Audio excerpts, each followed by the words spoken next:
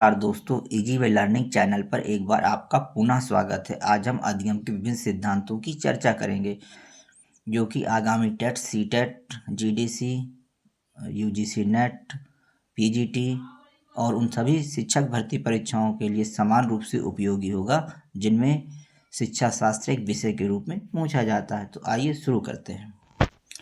दोस्तों, सीखने के सिद्धांतों को दो प्रमुख वर्गों में बांटा जा सकता है। एक तो व्यवहारवादी सिद्धांत, बिहेवियरिस्टिक्स थ्योरी, और दूसरा संज्ञानात्मक सिद्धांत, कॉग्निटिव थ्योरी होता है।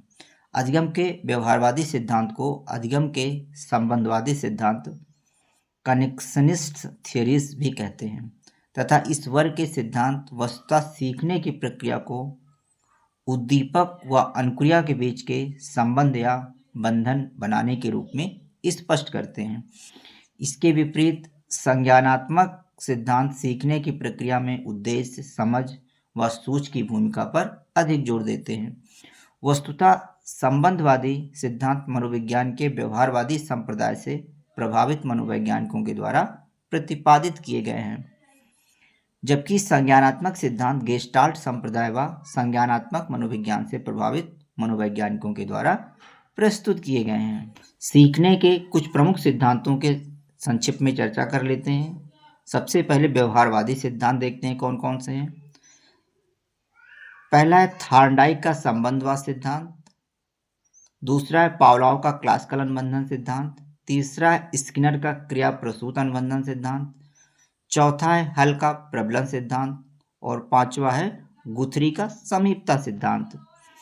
और अब देख लेते हैं कि अधिगम के संज्ञानात्मक सिद्धांत में कौन कौन से सिद्धांत आते हैं। एक आता अंतर्दृष्टि द्वारा अधिगम, learning by insight theory. Tall man का अधिगम सिद्धांत आता है। लेविन का क्षेत्र सिद्धांत आता है। गैने की अधिगम सोपान की आती है और बंडूरा का सामाजिक अधिगम सिद्धांत आता है। दोस्तों, आज हम लोग थॉर्नडाइक के संबंधवाद सिद्धांत के विभिन्न मनोवैज्ञानिक और व्यवहारिक पहलुओं की चर्चा करेंगे, जो कि परीक्षा की दृष्टि से अति महत्वपूर्ण सिद्ध होगा। थॉर्नडाइक का संबंधवाद सिद्धांत, थॉर्नडाइक थ्योरी ऑफ कनेक्शनिज्म। इस सिद्धांत का प्रतिपादन प्रसिद्ध मनोवैज्ञानिक एडवर्ड एल थॉर्नडाइक ने किया था। इसे उद्दीपन अनुक्रिया सिद्धांत भी कहते हैं। इस सिद्धांत के अनुसार जब कोई उद्दीपक प्राणी के समक्ष उपस्थित होता है, तब वह उसके प्रति प्रतिक्रिया करता है। प्रतिक्रिया के सही अथवा संतोषजनक होने पर उसका संबंध उस विशेष उद्दीपक से हो जाता है जिसके कारण प्रतिक्रिया की गई है। दूसरे शब्दों में हम कह सकते हैं कि अधिगम की प्रक्रिया के दौरान उद्दीपक यानी स्टिमुलस तथा अनुक्रिया के बीच बंधन, बॉन्ड्स अथवा संबंध, कनेक्शंस बनते हैं, जिन्हें उद्दीपन अनुक्रिया बंधन, एसआर बॉन्ड्स अथवा संबंध, कनेक्शंस, एसआर बॉन्ड्स कहते हैं। इन बंधनों के बनने की प्रक्रिया अनेक बातों पर निर्भर करती है। परिणामों की संतुष्टि से ये बंधन सुदृढ़ होते हैं तथा परिणामों के संतोषप्रद न होने पर ये बंधन कमजोर होते हैं। जब किसी विशेष उद्दीपक तथा विशेष अनुक्रिया के बीच बंधन बन जाता है, तब उस विशेष उद्दीपक के प्रस्तुत होने पर जीव उससे संबंधित विशेष अनुक्रिया को शीघ्रता से करता है। इस प्रकार के उद्दीपन अनुक्रिया एसआर बॉन्ड्स का बनना ही सीखना है। इसलिए सिद्धांत को संबंधवाद, कनेक्शनिज्म या बंधन सिद्धांत, बॉन्ड थियरी के नाम से भी पुकारा जाता है। इस सिद्धांत के अनुसार सीखना प्रयास व त्रुटि का परिणाम है, ट्रायल एंड एरर का परिणाम होता है। दूसरे शब्दों में यह सिद्धांत सीखने को प्रयास व त्रुटि अधिगम, ट्रायल एंड एरर लर्निंग के रूप में स्पष्ट करता है। इसलिए सिद्धांत को प्रयास व त्रुटि का सिद्धांत भी कहते हैं। थॉर्नडाइक का प्रयोग। थॉर्नडाइक एक अमेरिकी मनोवैज्ञानिक थे। इसने बिल्लियों, चूहों तथा मुर्गियों के ऊपर अनेक प्रयोग किए।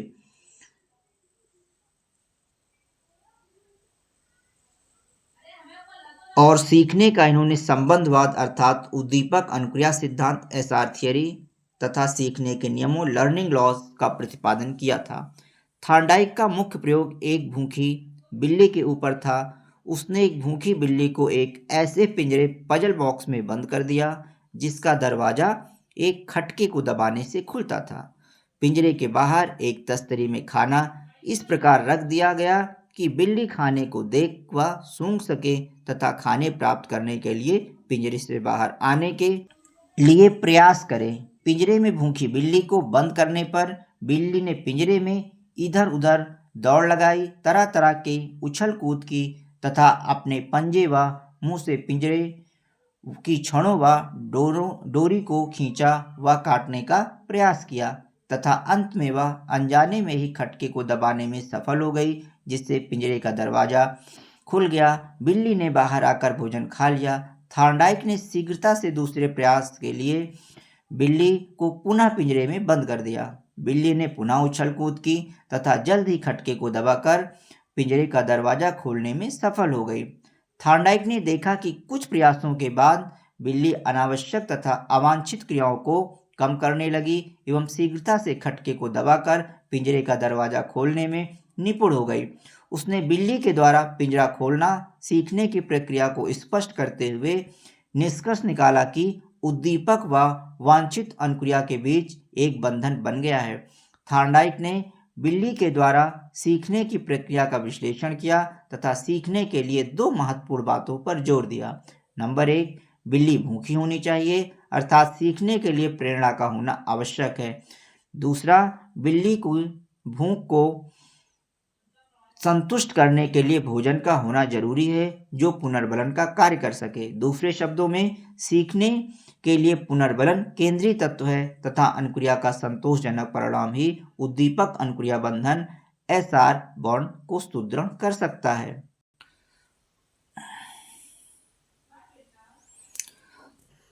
थॉर्नडाइक ने इस प्रकार के अनेक प्रयोग किए एवं कहा कि सीखने की प्रक्रिया एक क्रमिक प्रक्रिया है। Learning is a gradual process. उसके अनुसार बिल्ली में सही अनुक्रिया को करना अनेक प्रयासों में धीरे धीरे स्थापित होता है तथा गलत या अनियमित अनुक्रियाएं भी धीरे धीरे अनेक प्रयासों से छटती जाती हैं। थॉर्नडाइक का मानना था कि बिल्ली के द्वारा सही अनुक्रिया को सीखने में अंतर्दृष्टि के उपयोग करने का कोई प्रमाण दृष्टिगोचर नहीं होता है, वरन प्रयासों के फलस्वरूप सीखने की प्रक्रिया स्वचालित ऑटोमेटिक ढंग से आगे बढ़ती जाती है। थॉर्नडाइक के प्रयोग के आधार पर कहा जा सकता है कि बिल्ली द्वारा पिंजरा खोलना सीखने की क्रिया में निम्नलिखित सोपान आते हैं। नंबर 1, चालक ड्राइव। इस प्रयोग में भूख ने चालक का कार्य किया जिसे पिंजरे के बाहर रखे भोजन ने अधिक सक्रिय किया। लक्ष्य गोल। थॉर्नडाइक के इस प्रयोग में पिंजरे से बाहर आकर भोजन प्राप्त करना ही बिल्ली का लक्ष्य था। अवरोध ब्लॉक। इस प्रयोग में बिल्ली को पिंजरे में बंद करके रखना ही बिल्ली के लिए भोजन प्राप्त में अवरोध था। अनियमित क्रियाएं रैंडम मूवमेंट्स। पिंजरा खोलने का तरीका जाने बिना बिल्ली ने अनियमित क्रियाएं करके बाहर आने का प्रयास किया। संयोगवश सफलता चांस सक्सेस। तरह तरह के लगातार किए गए प्रयासों के दौरान संयोगवश बिल्ली पिंजरे का दरवाजा खोलने में सफल हो गई। सही अनुक्रिया का चयन सिलेक्शन ऑफ प्रॉपर मूवमेंट। शनै शनै बिल्ली ने खटके को दबाने के सही ढंग को पहचान लिया। दृढ़ीकरण फिक्सेशन। अंत में बिल्ली ने सभी गलत अनुक्रियाओं का त्याग करते हुए खटके को दबाकर खोलने के ढंग को सीख लिया एवं केवल इसी अनुक्रिया को सुदृढ़ किया। इस प्रकार थॉर्नडाइक के संबंधवाद अधिगम सिद्धांत कनेक्शनिज्म लर्निंग थ्योरी के प्रमुख सैद्धांतिक बिंदुओं को हम निम्नलिखित प्रकार से प्रस्तुत कर सकते हैं, जैसे कि नंबर 1, अधिगम में प्रयास व त्रुटि समाहित रहती है। Learning involves trial and error. अधिगम संबंधों या बंधनों के बनने का परिणाम होता है। Learning is the result of formation of connections. अधिगम सूझ युक्त न होकर उत्तरोत्तर होता है। अधिगम संज्ञान पर आधारित न होकर प्रत्यक्ष होता है। Learning is not mediated by Diaz but is direct. चित्र को जो है एक फ्लो चार्ट के रूप में दिखाया गया है, जो थॉर्नडाइक ने पजल बॉक्स प्रयोग किए थे भूखी बिल्ली पर, उसको एक फ्लो चार्ट के रूप में दिखाया गया है। पिंजड़े में एक बंद भूखी बिल्ली तथा पिंजड़े के बाहर भोजन रख दिया जाता है। तो रखने के बाद बिल्ली, जो कि भोजन जो होता है वो स्टिमुलस का कार्य करता है, उस भोजन या स्टिमुलस को प्राप्त करने के लिए जो है बिल्ली ने अनेक रिस्पॉन्स दिखाए, यानी प्रतिक्रियाएं की। जैसे कि बिल्ली के द्वारा पिंजड़े में उछल कूद मचाना, इसको R1 कह सकते हैं कि पहली प्रतिक्रिया की। फिर बिल्ली के द्वारा पिंजड़े की सलाखों को हिलाना, R2 यानी दूसरी प्रतिक्रिया हुई। बिल्ली के द्वारा सलाखों के बीच से निकलने की असफल कोशिश करना, R3 तीसरी प्रतिक्रिया हुई। और बिल्ली के द्वारा पिंजड़े को खोलने वाले लीवर को दबाना तथा बाहर निकलकर भोजन प्राप्त करना, ये चौथी प्रतिक्रिया हुई। इस प्रकार अनेक प्रतिक्रियाएं बिल्ली ने जो है भोजन प्राप्त करने के प्रयास के स्वरूप किया। कुछ प्रयास के उपरांत क्या होता है, एस बंधन R यानी स्टिमुलस का जो है बंधन जो है रिस्पॉन्स से हो जाता है, यानी उद्दीपक तथा संतोषप्रद अनुक्रिया के मध्य बंधन बन जाता है। Formation of bond between stimulus and satisfying response. कुछ प्रयासों के उपरांत एस यानी स्टिमुलस का बंधन R से हो जाता है।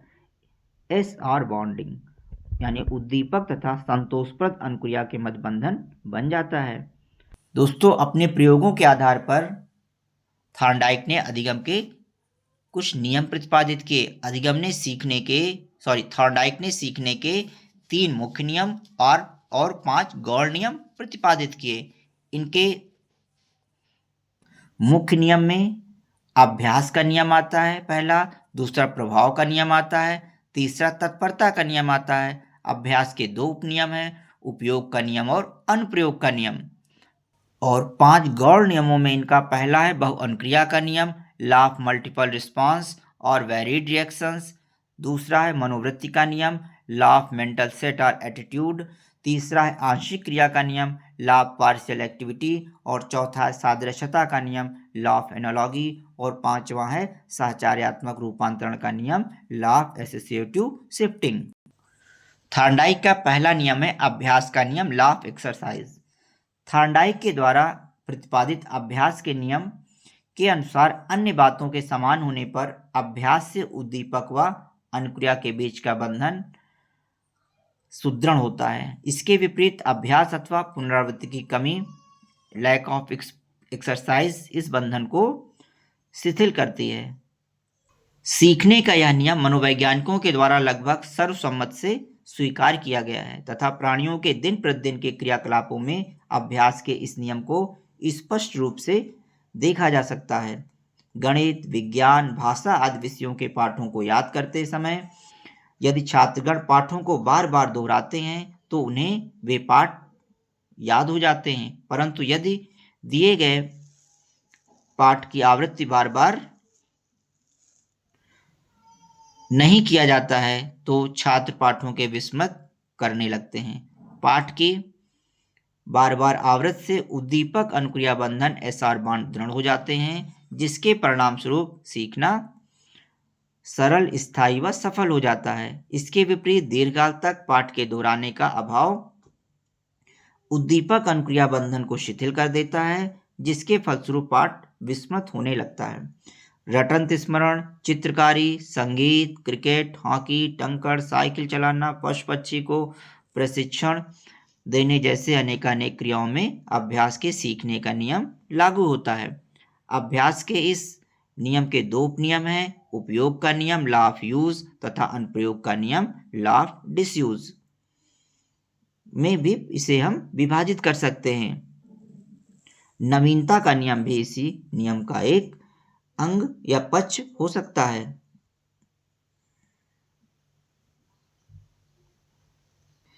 कुछ मनोवैज्ञानिकों ने अभ्यास के नियम की आलोचना करते हुए कहा कि सीखने की प्रक्रिया केवल अभ्यास के कारण ही नहीं होती, वरन इसमें सूझबूझ समझ की भी भूमिका रहती है। दूसरा, बिल्ली के द्वारा सही व गलत अनुक्रियाओं का लगभग समान अनुपात में अभ्यास किया गया, जो अभ्यास के नियम की पुष्टि नहीं करता है। तीसरा, अभ्यास की मात्रा समान रहने पर भी किसी एक परिस्थिति में परिणाम का ज्ञान होने के कारण सीखने की प्रक्रिया अधिक दृढ़ होती है। इन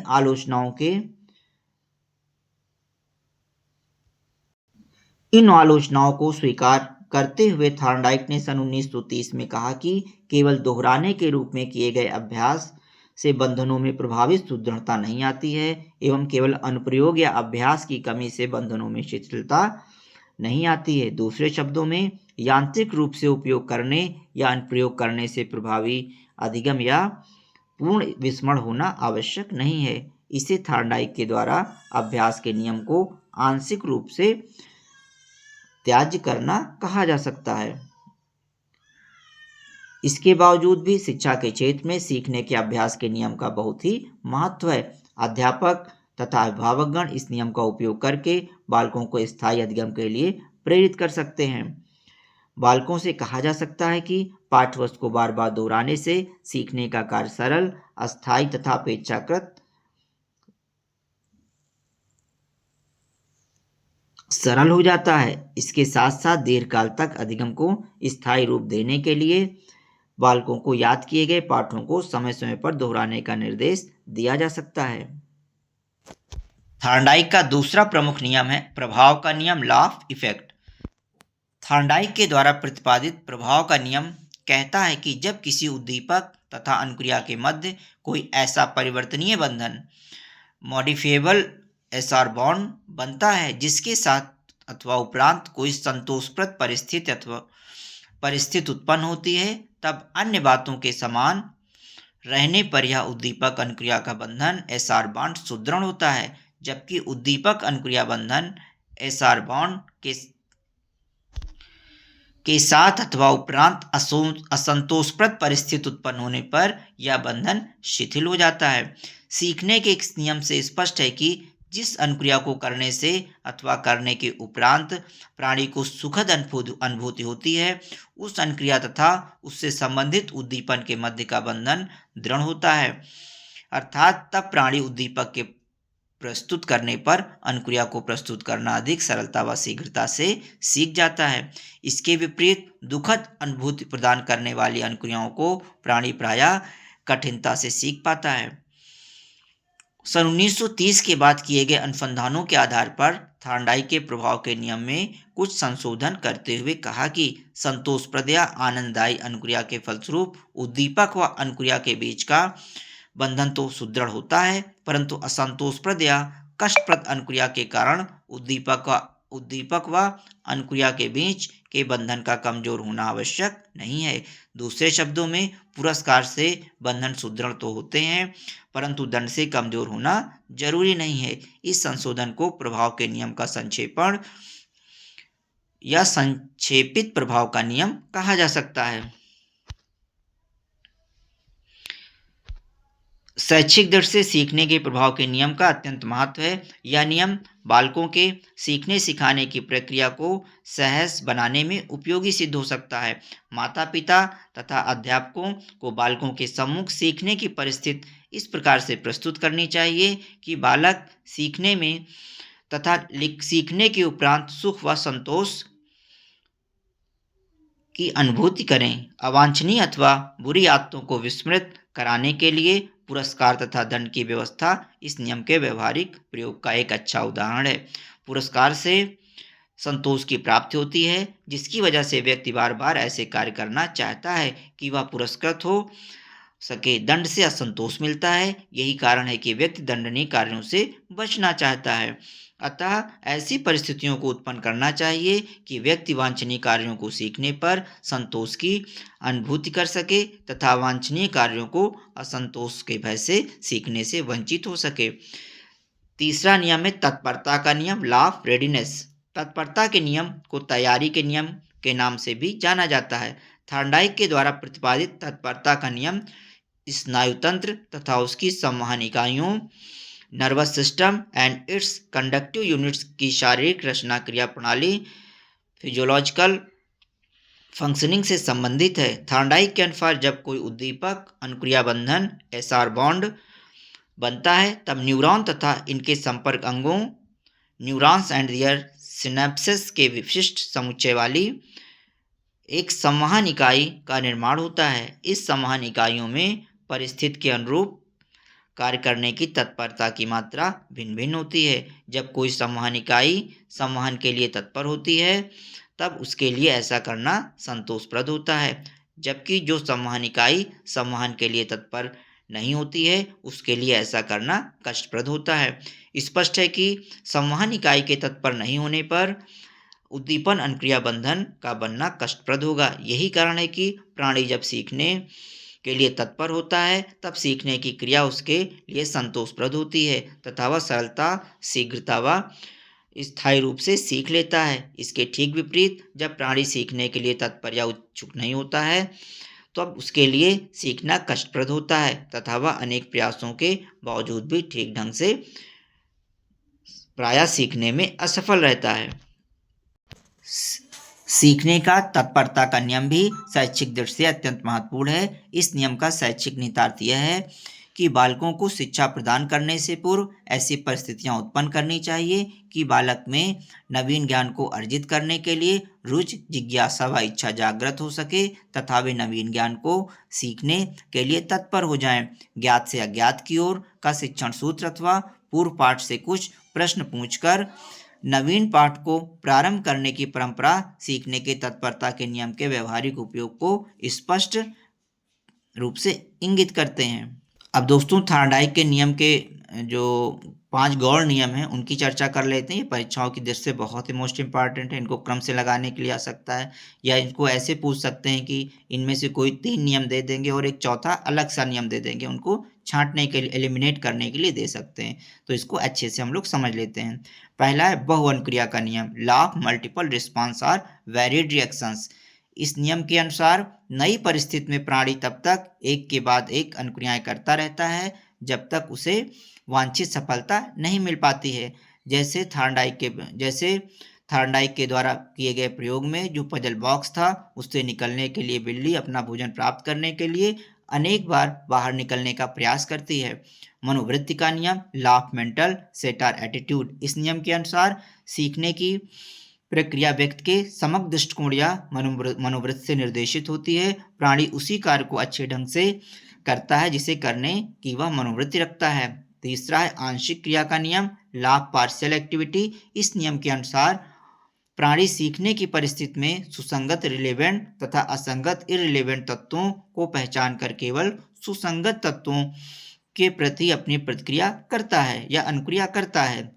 चौथा सादृश्यता का नियम, लॉ ऑफ एनालॉजी। इस नियम के अनुसार प्राणी नई परिस्थितियों में उसी प्रकार की अनुक्रियाएं करता है जिस प्रकार की अनुक्रियाएं वह लगभग समान या सादृश्य परिस्थितियों में पूर्व करके सफलता प्राप्त कर चुका होता है। पांचवा है सहचार्यात्मक रूपांतरण का नियम, लॉ ऑफ एसोसिएटिव शिफ्टिंग।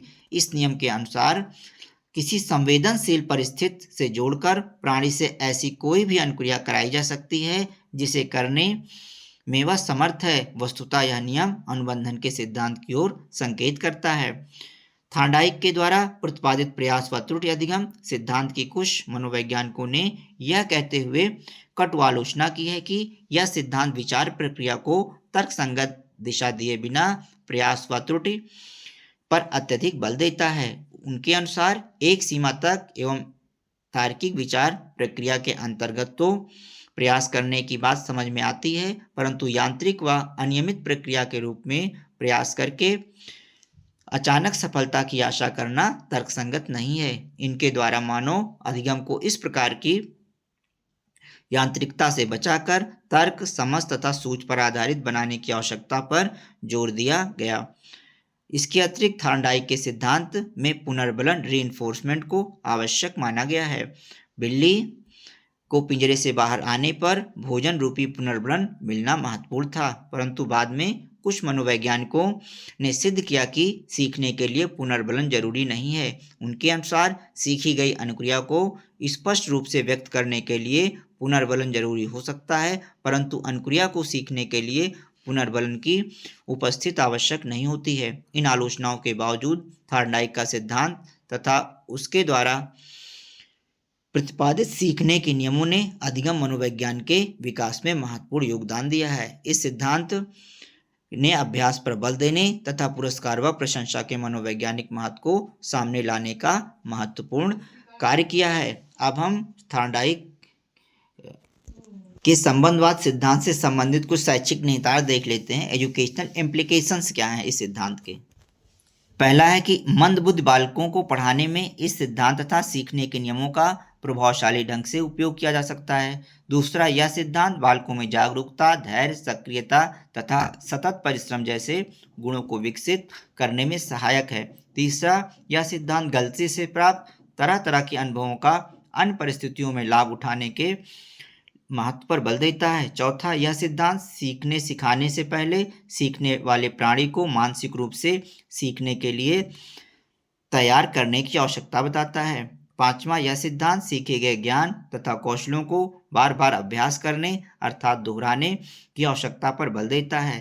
छठा, यह सिद्धांत गंभीर चिंतन वाले विषयों जैसे गणित, विज्ञान, दर्शन, समस्या समाधान आदि के अध्ययन में विशेष उपयोगी है। यह सिद्धांत अधिगम प्रक्रिया में प्रोत्साहन व प्रेरणा की प्रभावशीलता को स्पष्ट करके सीखने में पुरस्कार के महत्व को बताता है। यह सिद्धांत स्पष्ट करता है कि सीखना प्रत्यक्ष व गत्यात्मक प्रकृति का तथा ज्ञानात्मक, भावात्मक व मनोचालक पक्षों का एक एकीकृत पुंज है। तो दोस्तों, आज के वीडियो में इतना ही रखते हैं। आप लोग हमारे वीडियो को बहुत ही पसंद कर रहे हैं, लाइक कर रहे हैं, तो उम्मीद करते हैं यह वीडियो भी काफ़ी उपयोगी सिद्ध हुआ होगा, काफ़ी कुछ आप लोगों को सीखने को मिला होगा। धन्यवाद।